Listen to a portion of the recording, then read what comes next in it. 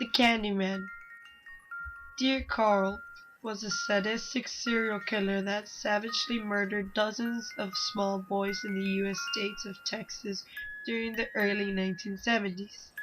He was responsible for the death of a confirmed 27 children.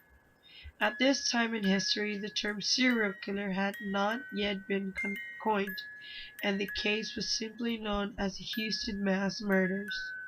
In the early 1960s, the Corll Candy Company was founded by Den's mother.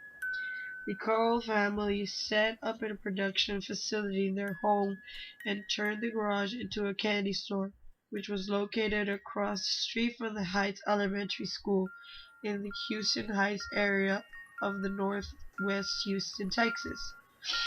Dean became second in command of the candy business and lived during the time Dean Carroll became known as the Candyman.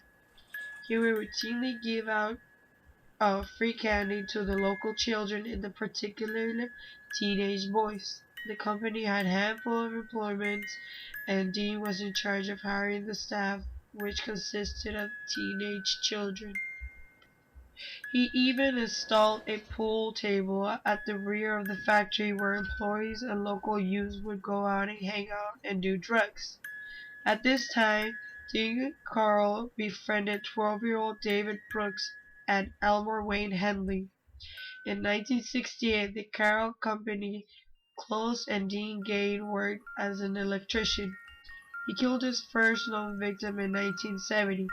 Most of the children he murdered were abducted from Houston Heights. He would lure his victim into a van with an offer of a party. He used the help of two teenage boys, David Brooks and Edward Hanley, who were given $200 for every successful capture. He would overpower the victims and perform sadistic rituals. Corll would start by putting his prey on a plywood torture board. He sexually assaulted all victims, usually killing them by strangulation or shooting with a 22 caliber pistol. Upon searching his home, police found multiple torture boards with handcuffs, ropes, sex toys, and plastic covering the carpet floor. He also owned an odd wooden crate with what appeared to be air holes to cut into.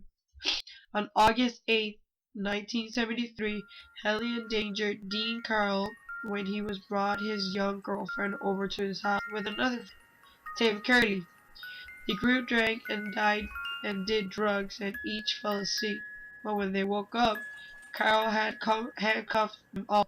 Elmer Henry reported convinced Corll to let him go so that he could participate in the murders. When his back was turned, Ellie took the gun and shot Corll 6 times, killing him instantly.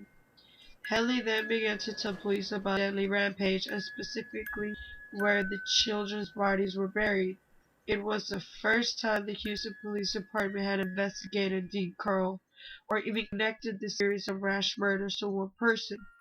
In a highly publicized trial, Brooks was found guilty of one murder and sentenced to life in prison. Henley was convicted of 6 murders and sentenced 6 to 99-year terms. During the year of Dean's Corll murder spree, he is known to have frequently changed address in the Houston Heights area. He lived in parks, several apartment buildings, and rented rooms of private residence.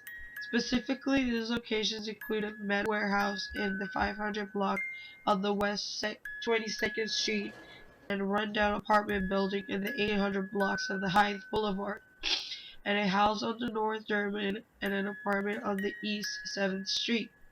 A colony of old structures in Houston Heights area have witnessed the worst crimes known to man.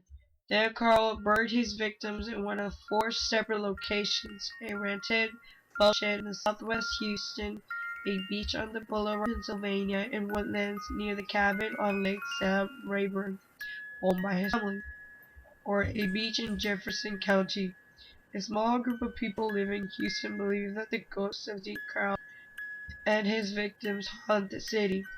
Reports have surfaced from his gravestone which mysteriously read PFC U.S. Army when he was still given to his aunt after death is known unto me.